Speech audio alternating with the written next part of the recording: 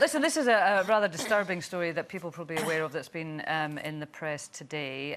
It's, again, one of these trolling stories. Last week on Loose Women, we had the MP Stella Creasy, who was a victim of internet trolls. Her abuser was sentenced to 18 weeks in prison. This morning, or yesterday actually, we learned that a woman who had been accused of trolling the McCanns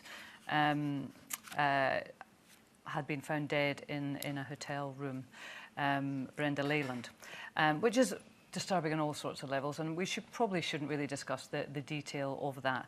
But it does make you think, this trolling, we've got this word trolls now, and we've identified people, you know, who say fairly nasty things online. But where is the line? Because all of us now, I think, with social media and in other places, we're very quick to comment, aren't we? We're very quick to be insulting about people. I mean, on any sort of Facebook page or whatever, people get fairly close to the line.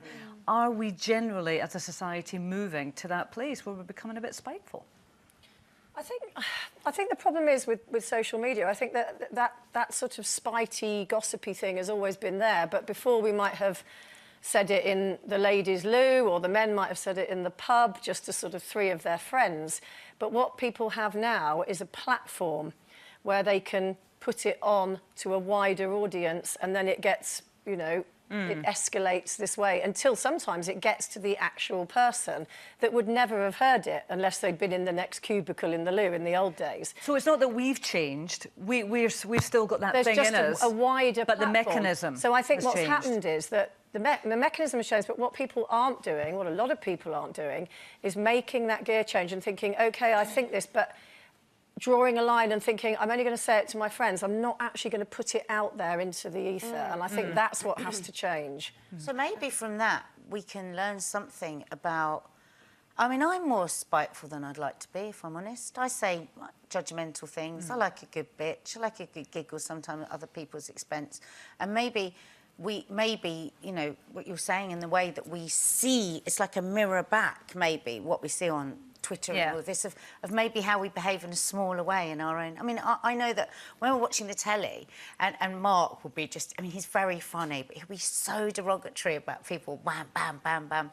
And I am aware now, that's the thing about children, isn't it, that they're hearing that. And though it's a joke between us, they're kind of learning that way. And actually, it's just unkind. Yeah. And I think also as Brits, we pride ourselves, don't we, on our sarcastic wit, and we are the best at it in the whole world. We are the funniest race ever.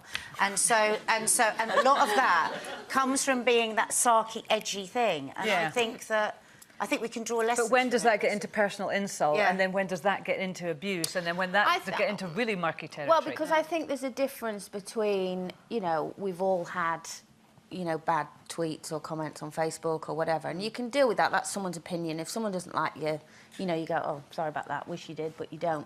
But the difference, I think, with the whole trolling thing is that it becomes so personal and so hurtful. I mean, you know, I've had really terrible tweets.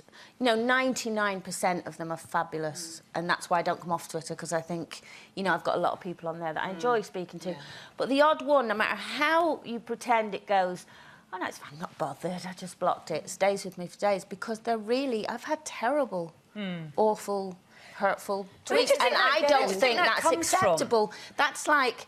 It's almost like bullying in a way, but a faceless one. Yeah, because that person would come in people that they want to do that. That person's own inadequacy, of course it does. But again, it's how do you legislate for this in law? Because I think, you know, we all get them, but if someone sends me a personal sort of commenting on how I look or that they don't like me, I just kind of disregard it. But it's different, you know, the McCanns, for example, got comments from people threatening their children.